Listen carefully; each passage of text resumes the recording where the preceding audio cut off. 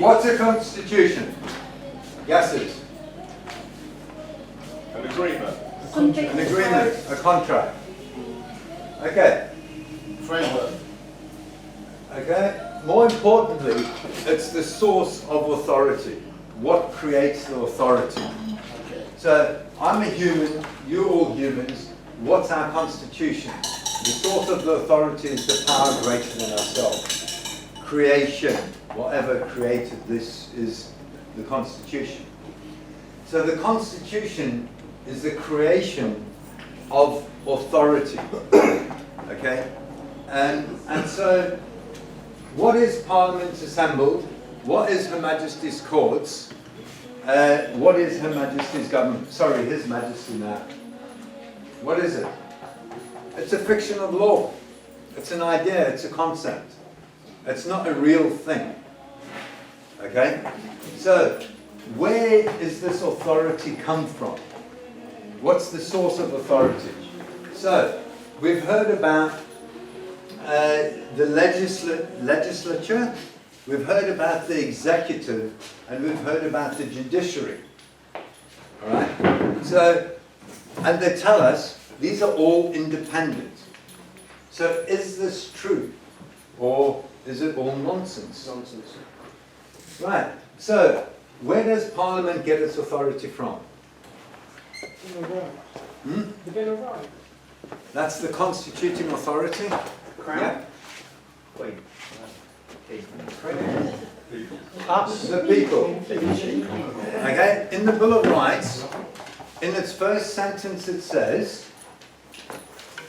we are the representatives of the people. So, that tells us who's the principal. So the source of authority is the people. And that's in the first sentence of the Bill of Rights. They are our representatives, our agents. Okay? So, Parliament assembled is a fiction of law.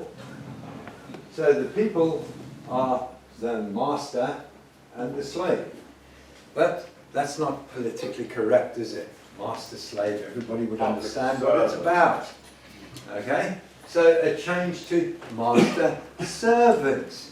But even that is not politically correct. So today it's called principal agency law. Principal and agent. So the people are the principal, the source of authority for the fiction of law, because Parliament assembled is merely a construct. Okay, it's not real. But how does it act? It acts through people. Yeah? It can't do anything unless it was for the people that do the act. So, guess what? All are equal under the law.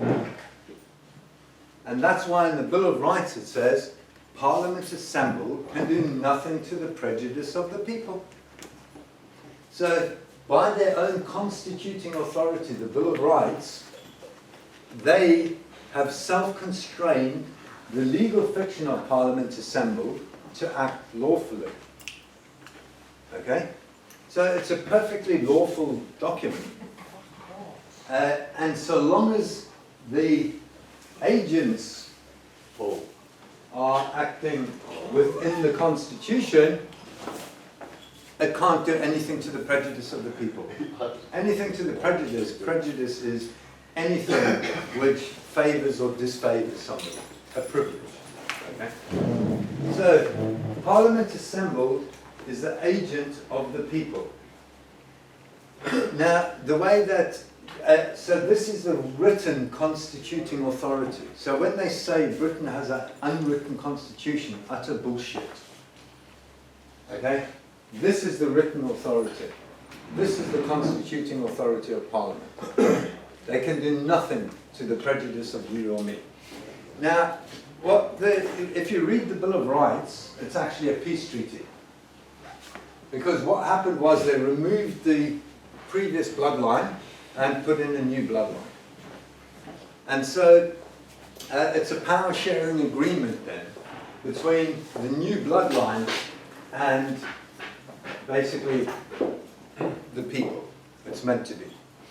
So what it says in there then is Parliament assembled is the principle of His or Her Majesty's government. I.e., the government, the executive, can do nothing unless it's authorised by Parliament assembled. Does that sound like independence to you? No. So Parliament assembled is the boss, the master of the actions of Her Majesty's government. With the exception of what they call royal prerogative. So what is royal prerogative? Basically, Sorry, John. What is the difference between Parliament Assembled, and Her Majesty's government? The Conservatives are Her Majesty's government. no, quite right. Her Majesty's government, right. This is the executive, okay, and the head or the leader of the majority party is invited by the monarch to form a government. That's by custom, okay? And then what people also don't realise is it doesn't have to be MPs into that government that actually can pull you or me, okay? So it doesn't even need to be another member of Parliament. However, traditionally, okay, it is members of Parliament. And so the government is by invitation of the monarch. What happens is, the tradition is the leader of the majority party, which gets into power, pulls together and is invited by the monarch to form a government, and they come with their ministers. And basically, the monarch does not intervene with what's going on at all. So, Is that by law? no, but, unwritten constitution. That's custom, by custom. Okay, and we'll be talking about. Can that change? Hmm? Can that change? Yeah, it's up to us, the people, Okay. to change it. Okay, so so this here is what I call legal. So legalese is to do with legal fictions and written things. So the Bill of Rights is one constraint on what Parliament can do. And the first two articles say Her Majesty's government must do what Parliament says, and then must do it when Parliament says. Okay? So, Still don't get that bit. Hmm? Majesty's government must do what Parliament says. and when Parliament says. Yeah, but if they're the government, they're making all these statutes, that's what they're like. So, No, they're not. no. Parliament is the legislative, so this is the legislative authority. So basically they create legislation. So what happens is Parliament assembled create legislation, primary legislation, acts of Parliament. Now, Parliament assembled isn't into micromanagement, they macromanages the board of directors. And what Parliament assembled does is creates the broad strategy through acts of Parliament, and Her Majesty's government is the managers, the line managers, who fill in the detail as to how they will achieve the strategy. So what happens is, in the primary legislation, they delegate authority to certain ministers to fill in the details. Okay? So if you look at the Public Health Act, for instance, and the Coronavirus Act, or any act of Parliament, the details, the Local Government Finance Act, any of these, they confer powers to Secretary of State or certain ministers to fill in the details. All right? So the first thing you need to understand with this is secondary legislation is delegated authority, and therefore delegated authority cannot overrule the source of authority, i.e. we've delegated them to make general strategy or acts of parliament, but those acts of parliament cannot exceed the authority we've granted them.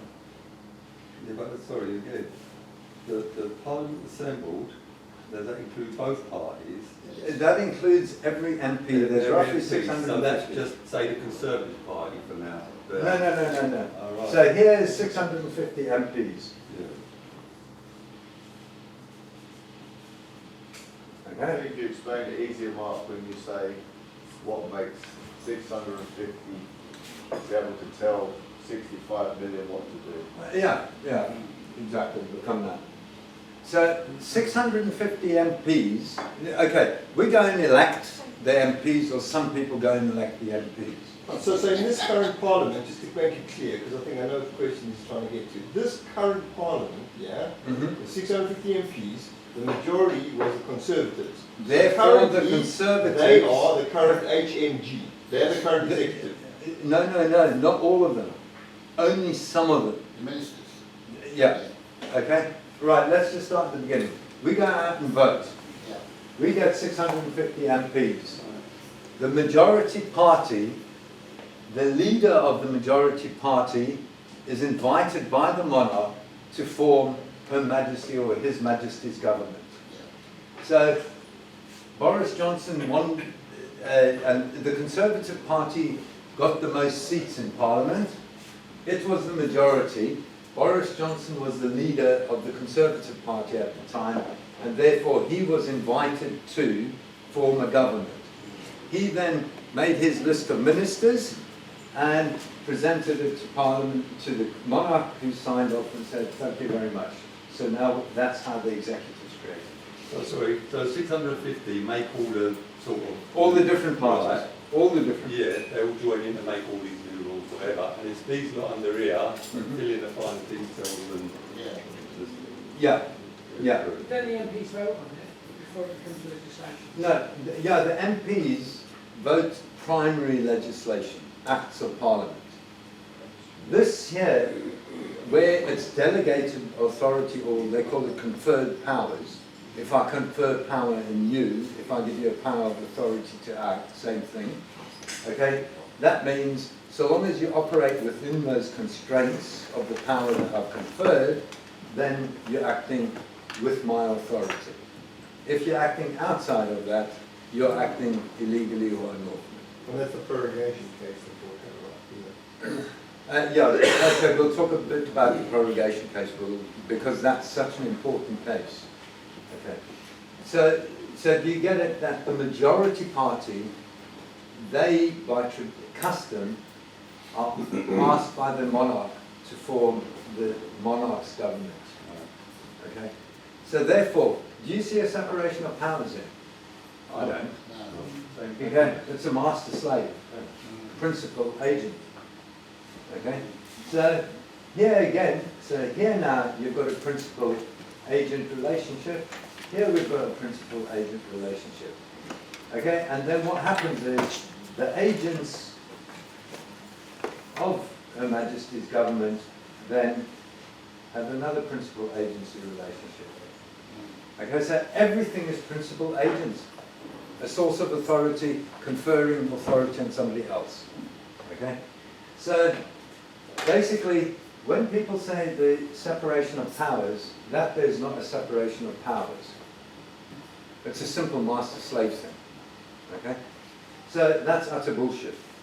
So just quickly, sorry. Yeah. I was here. I told you I spoke to the solicitor the other day. Yeah. So he was kind of saying, and I was having a discussion with regards to what we believe and what we follow and how we work as peacekeepers. And obviously he's been Mm-hmm. trained in a slightly different way. Mm-hmm. So I just said, his question was, if you vote and you tick in a box, yeah, then that ultimately is you giving the authority for for them to start government. And for Right, them to let's tell go them back do to it the during basics legislation. again then. So, when were the last elections? 2019. Yeah, December. Okay, so what do you need for a lawful contract? Meeting of the minds. How many of the MPs came around and said, oh, next year we're going to introduce Coronavirus Act? I don't remember any of them, do you? So how could they even claim that we've authorised them to do that? Only what they had on their manifesto, you might be able to confer this type of relationship of what he's saying, okay? But basically, because not everybody votes, all that's happening is general powers are being granted by the people that vote. Generalities within the parameters of nothing can be done to the prejudice of the people. Okay? So the generality, yes, they can make generalities, but not specifics. Okay?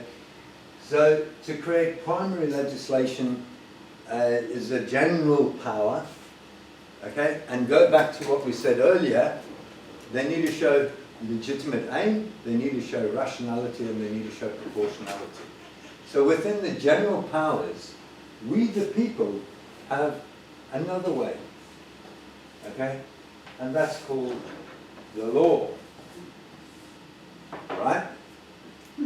So the constraints of Parliament are written in the constituting authority, the Bill of Rights, the Coronation Oath Act, the Act of Settlement. Those there are self-imposed constraints which are admitted and accepted by a Parliament assembled, that they can't do anything to the prejudice of us, which is obvious. Nobody, no individual or group of individuals under the rules of evidence of the court can bring in the Creator to say an individual or group of individuals can impose their will on another individual or group of individuals. Therefore, it's perfectly lawful, this whole relationship, it's equitable, okay? So, hence it's admitted in the Bill of Rights that nothing can be done to the prejudice of the people. Perfectly lawful, nothing wrong with that. What happened was, then the coronation, the Act of Settlement actually clarified anomalies here. And one of the anomalies was that what is the word law mean? So in the Act of Settlement, 1700, okay, that actually Parliament assembled themselves defined the word law as your birthright. And that's clarified why they can't do anything to your prejudice. All of this stuff reaffirms all are equal under the law, nobody's above the law. Okay? Now, so 320 years ago, we had a legislative definition of the word law. Why do we still not understand what the word law means? I don't get it. This has been settled 320 years ago. Okay? Someone, considering they need consent, and considering Parliament can't do anything to the prejudice of the people, Yeah. does that mean you can challenge anything based on that principle? Absolutely everything. Okay?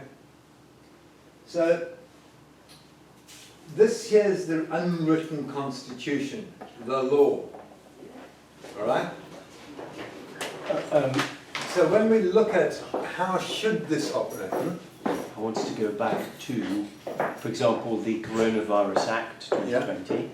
Is that primary or secondary the legislation? Coronavirus Act 2020 is primary legislation. Because it was passed by It was Parliament. passed by the Parliament, MPs, yeah. Parliament Assembly. Okay? And in that, it delegated authority to the Minister of Health to fill in It was details. secondary, sorry, you said prior, secondary. It was No, secondary to the Act of, 1980. the Coronavirus Act 2020 is primary legislation, which conferred authority to create secondary legislation, which is all the regulations that the ministers created. Statutory instruments or secondary legislation. So all of the fines and all of this stuff was the result of the secondary legislation. okay? Not of the primary legislation, okay? So the ministers conferred powers in, the Parliament allowed the allowed the micromanagement to the minister. There was a, sorry, I'm getting confused, because remember that at once we were arguing within our notices Yeah. that the coronavirus gets its power from section 4E or whatever it is. Okay, right, so, okay, let's just talk at this point about the legalities of it. Right, who remembers Simon Dolan's case? Yeah? Some of you remember, okay?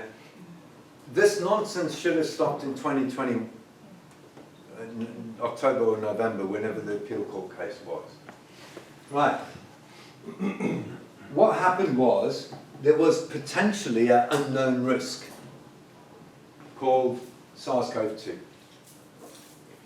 Therefore, the claim was, it's unknown, something new, therefore, we follow the precautionary principle. What is the precautionary principle? Okay, if this room was dark, okay, we would go around, we know roughly where things are, but we would go around, okay, here's the table, and then, okay, chair, and we would go around very carefully. Precautionary. Why? Because we don't have the full picture. We don't have all the knowledge. Whereas in the light, I don't need to feel anything, I can see. Okay? So essentially that's what the precautionary principle in law is about. If there is an unknown threat or something new, you follow the precautionary principle. Tread with caution, is all it's saying.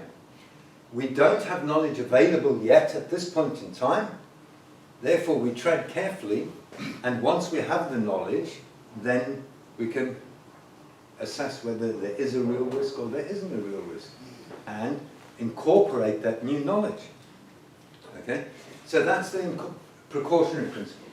So basically, let's look at what happened. March 13th, prior to March 13th, 2020, the Department of Health and Social Care, I'm sure it had nothing to do with Matt Hancock, this request, asked the ADCIP, basically England, Scotland, Wales and Northern Ireland have an expert health thing to make determinations on highly contagious infectious diseases. It's ADCP or ADIP, whatever, I can't remember off the top of my head. So these experts were asked, because they were the experts in the country, what is the status of this SARS-CoV-2?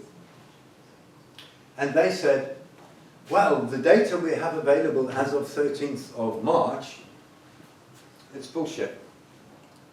We don't need to follow the precautionary principle. And it was removed from the highly contagious infectious disease register. On the 16th, Matt Hancock introduced the coronavirus bill. Now the word bill, the etymology is claim. A bill is a claim.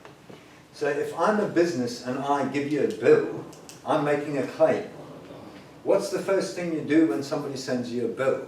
You check against the agreement. Yep, agreed that, and let me measure up, and quantities are correct. Yep, okay, I owe you this much. Carry. Okay, so we validate the claim. And if we agree with it, we settle. So he came and said, hey, listen, I got all of these 4,391 acts, but I haven't got the tools in my toolkit to deal with this new potential threat. Please, Parliament, here's what I want to be able to deal with coronavirus, because the toolbox is inadequate. And Parliament, being nice, said, oh, here you go, Matt, old boy. Coronavirus Act 2020. So he was granted his wish. He who asks, gets. He who don't ask, don't get. Okay? So what happened was, the secondary letter, Kerry, stop. Lie down. Come on. Down. Lie down. and state. So all of the secondary legislation in England and Wales, guess what? None of it claims authority from the Coronavirus Act. It all claims from the Public Health Act. So is that got legal authority from Parliament? No. Because Matt Hancock said, I've got this thing called the Public Health Act, but it's bloody useless. Public Health Act is a general act, okay? And he asked for something specific, which he was granted. Therefore, he had no authority to use anything other than the Coronavirus Act to create secondary legislation. However, they messed up with the Coronavirus Act because there was a lot of parliamentary oversight in the Coronavirus Act. So, with that, you would have thought that some barrister might have picked this up. You know, I mean, Simon Dolan spent a lot of money on this, you know, for expert legal advice. Not one of them picked this up. Okay, but it gets worse. So, with the Simon Dolan case, what happened was the Public Health Act was what was used. And give the judge his dues, and it's human to make mistakes. So basically, he had the two arguing kids and listened to their arguments and said, hang on, you guys have missed something. And so what he did was, from the Public Health Act, when section 45 C, D, F, G, have you spotted the mistake yet? E. Guess what section 45E says? No, the minister cannot prescribe any medical treatment, is one line, and B, the second line says, medical treatment includes vaccination or any other prophylactic medication. Hey man, the judge made a mistake. Honestly. Okay, but there's no evidence it was anything other than a mistake. However, why didn't Simon Dolan's barristers pick this up? Why didn't his solicitors pick this up? Why didn't the other side's solicitor or barristers pick it up? The government experts. Not one of them picked it up. We don't believe in conspiracies. Well, the reason is, because guess what? I've said this before. I had the choice.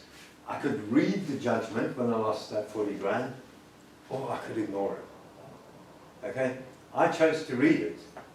Had any of them done their job, okay, they would have picked up that error, and at the time they would have gone straight back to the court to correct that error. End of. Okay? But the legal profession, as we'll see, has a conflict of interest. We are interested in what? Keeping the peace, resolving dispute. They wouldn't make any darn money then, would they? That's the problem. Okay, I don't know how we diverted onto that, but... Quickly, if a bill's a claim, it's called the claim of right in Scotland, isn't it? Yeah. We could ask, why can't we ask them to prove their claim that they have any authority at all? Okay, so let's look at this separation of powers. Okay, so that there is what I call legislative authority. Was any of you around in 1688, as far as you can remember? Might have been. That you can remember? No. Okay, so what the hell's the Bill of Rights got to do with you? Nothing. You weren't there. Nothing to do with you. We're standing on it. We're standing on it. The reason we're standing on it is because it's equitable. It accepts my rights, my birthrights, that nothing can be done to the prejudice of me. That's flippant fair and reasonable. I'm very happy to stand under the Bill of Rights. Okay, further, the Bill of Rights starts off, we the people, you my agents. Therefore you can't do anything to my prejudice. It goes on to say, we've got this list of grievances. The Bill of Rights is a claim. Okay? And it's set out just like today you will set out a claim in court. These are my grievances. This is who did it to me. And this is what I want as remedy. And this is my authority. They claimed in the Bill of Rights, okay, two things. Yeah, well, more than two things. They claimed that we are the principal. Okay? They claimed that each of them has the ancient right and liberty to change those governing when they are not fit for purpose. Guess what? That's your precedence. Okay? Case law there. It goes on to make the claim, we the subjects of the previous king are really pissed off with them because of all these grounds. And what we're saying for remedy is, because the other king abandoned the crown, under common law, when you abandon property, somebody else can claim a right to it. So they claim that James II buggered off and abandoned his property, the crown. And they offered a contract to William and Mary. And William and Mary accepted the contract. Now, again, the difference between subject, okay? The subjects, okay, principal agents, the subjects were the, they were accepted to be agents of the principal, made the claim. However, upon accepting the contract to govern, William and Mary said, all of these rights are the people's rights, i.e., it's not only for subjects. So, hence, all are equal under the law, nobody's above the law. It's all in the Bill of Rights. So when they say MPs, okay, and in 2019, Boris Johnson relied on the Bill of Rights, the right of privilege, of freedom of speech, okay, which in the Bill of Rights is a claimed right only for MPs. A claimed right for MPs is freedom of speech. However, when you read the fine print in the exceptions, it's all the people's rights. All of us have the right to freedom of speech. The right to bear arms is expressed only for Protestants. That was the claim. The acceptance was, it's everybody's right. Okay? So it's a very equitable document. And it's because it's equitable, we have a tool there that we can rely on, which they themselves have created. So by their own admission, the Bill of Rights is a constraint on what they do. However, guess what they're doing now? Is since we started bringing this up, oh, that's old. Oh, that's ancient. Okay? So we've had this in the court. So with Debbie, when we were in the court, we cross-examined the policeman. He knew his oath, give him his dues. First policeman in court out of 3 that actually could recite the oath. So, keep the peace, protect people and property, and according to law. So what lawful excuse did you have to breach Debbie's peace? Regulation, blah, blah, blah. Regulation, law, do they sound the same to you? No. We got him to admit that he did not understand the difference between primary legislation, secondary legislation, and law. So we pulled out the Act of Settlement 1700. Are you familiar with the Act of Settlement 1700, which in its first sentence, in section 4, defines law as my birthright? Guess what happened next? The barrister from the Crown Prosecution Service, that's old! You can't use it, that's old! And these are the experts that we entrust to uphold the rule of law? But Mark, didn't Betty Booth read there? We'll get on to that. That's in the course because that's important. So basically the question then was, hang on, how old must something be then? 3 months, 6 months, 1 year, 5 years, 10 years, 15, 20 years? And the barrister just totally had no idea. So then the next question was, well, how the hell do you know, how is it possible for you to do your job if you don't understand